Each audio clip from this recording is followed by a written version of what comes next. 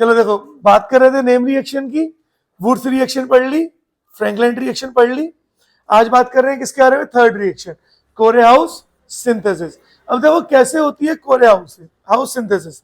देखो एक एग्जांपल के थ्रू देखते हैं बेटा। मेरा एग्जांपल है CH3Cl, एक एल्किल हैलाइड है ना। दैट मींस वुड्स रिएक्शन भी कौन करा रहा था? Alkyl halide. फ्रैंकलाइन भी कौन करा रहा था? Alkyl halide. और कोरेहाउस भी कौन करा रहा है? एल्काइल हैलाइड करा रहा है ना। अब इस एल्किल हैलाइड को जब हम लोग ट्रीट करेंगे लिथियम के साथ, लिथियम मेटल के साथ, तो ये बनाएगा CH3 का होल ट्वाइस Li। इसको बोलते हैं डाई एल्काइल लिथियम। क्या बोलेंगे? Die alkyl lithium. क्या आप जब कल क्वेश्चन कर रहे थे तो एक क्वेश्चन में डाई एल्काइल लिथियम आया था और मैंने कहा था उसको कल पढ़ाऊंगा, है ना? वो यही रिएक्शन है। अब क्या होगा? ये डाई एल्काइल लिथियम बना। अब इसको ट्रीट करेंगे हम लोग कॉपर आयोडाइड के साथ, CuI के साथ। जैसे इससे ट्रीट करेंगे ना तो I बाहर निकल जाता है और देखो क्या बनता है, CH3 का होल ट्वाइस LiCu, और इसका नाम होता है डाई एल्काइल। देखो ये इसका ये मैकेनिज्म जो ऐसे हो रहा है, ये मैं इसीलिए बता रहा हूं ताकि आपको इनके नाम याद हो। एग्जाम में कोरेहाउस सिंथेसिस करके नहीं बोलेगा, वो बोल देगा डाई एल्काइल लिथियम से रिएक्शन करा रहा हूं। इसका नाम है डाई एल्काइल लिथियम क्यूपरेट। क्या नाम है? Di alkyl lithium cuprate. क्योंकि कॉपर पे भी +1 चार्ज होगा और लिथियम पे भी +1, दोनों मेटल है।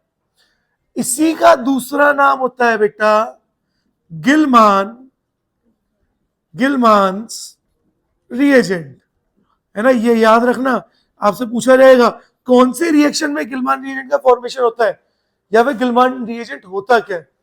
तो एक गिल और एक मान, अलग अलग नहीं है, एक ही है ना, गिलमान रिएजेंट, ठीक है। और ये पंजाब वाले नहीं है, तो यहां बोलो जस्सी गिल है, गुरुमान है, अमरिंदर मान है ना, ठीक है। तो गिलमान रिएजेंट। अब क्या होता है, अब आप इसको ट्रीट करते हो दूसरे एल्किल हैलाइड से। दैट मीन्स मान लो CH3Cl ही ले लो, सेम भी ले सकते हैं और अलग भी ले सकते हैं। अब एक चीज समझो, अगर मैं CH3 के होल ट्वाइस को ऐसे ना लिख करके ऐसे लिख दूं, एक CH3 और दूसरा CH3, अलग अलग लिख सकते हैं ना। अब अगर लिथियम और कॉपर मेटल है तो इन पे पॉजिटिव चार्ज है, अगर इन पे पॉजिटिव चार्ज है तो CH3 भी कैसे चार्ज होगा? नेगेटिव। बोलो हाँ या ना। अब देखो यहां पे नेगेटिव आया और यहां पर, सबसे पहले मुझे ध्यान से देख के बताओ ये कैसी रिएक्शन है? न्यूक्लियोफिलिक सब्स्टिट्यूशन रिएक्शन है, कैसी रिएक्शन है? देखो न्यूक्लियोफाइल बना, बोलो ये न्यूक्लियोफाइल है, क्या ये भी न्यूक्लियोफाइल है? तो क्लोरीन को हटाए कौन जुड़ रहा है? CH3। दैट मीन्स ये कैसी रिएक्शन है? Nucleophilic substitution reaction. और इसमें भी कैसी रिएक्शन है? SN2 रिएक्शन है बेटे। कौन सी रिएक्शन है? SN2।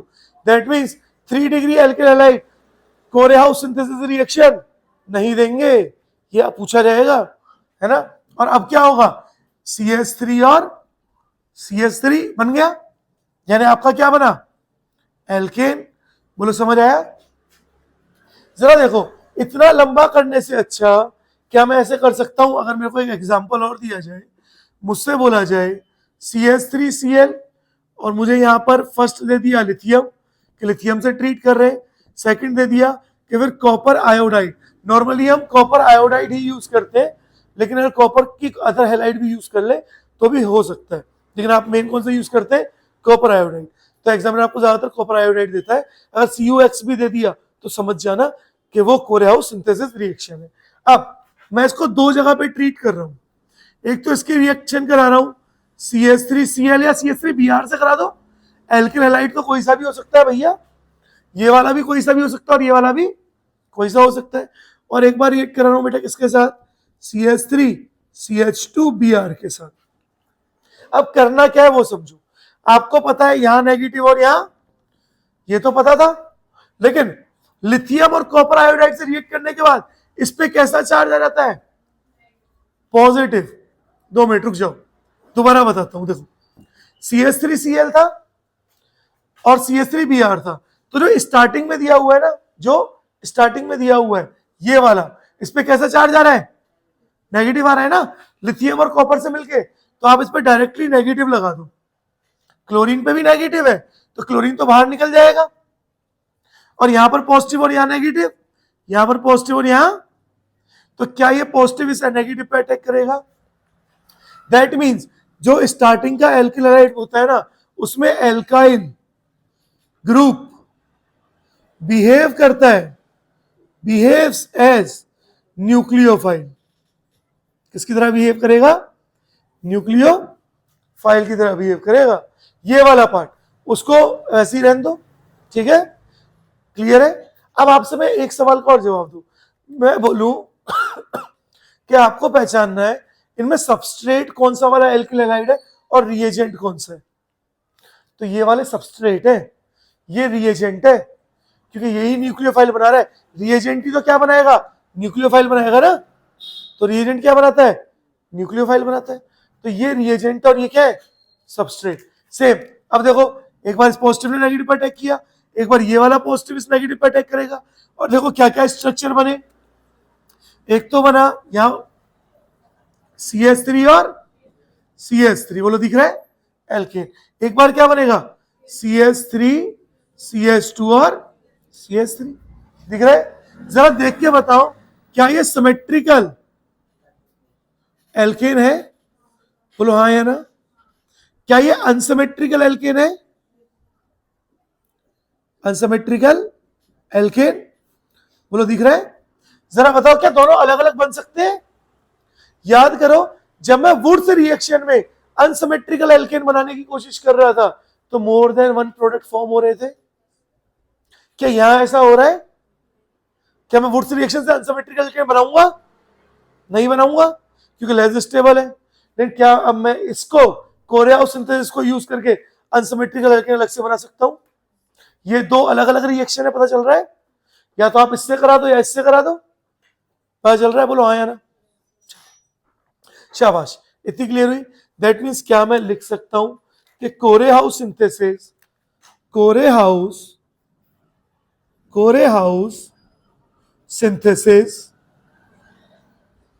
synthesis reaction is a best preparation method for both symmetrical and symmetrical and unsymmetrical symmetrical and unsymmetrical alkane. बोलो बच्चों, क्या मैं ऐसा लिख सकता हूं? रिया, लिख सकते हैं बेटा? क्लियर है? पक्का? चलो शाबाश। तो सबसे पहली बात तो ये हो गई कि भैया सिमेट्रिकल एल्केन हो चाहे अनसिमेट्रिकल एल्केन हो, हम किससे बनाएंगे बेटा? कोरेहाउस से बना सकते हैं। तो देखो कोरेहाउस से क्या क्या क्वेश्चन बने। सबसे पहले तो क्वेश्चन बना डायल्काइल लिथियम किसमें बनता है? इंटरमीडिएट। तो किसमें बनता है? कोरेहाउस में। दूसरा, गिलमान रिएजेंट किसमें बनता है? इंटरमीडिएट, कोरेहाउस में। तीसरा, best preparation method for symmetrical and unsymmetrical alkane कौन है?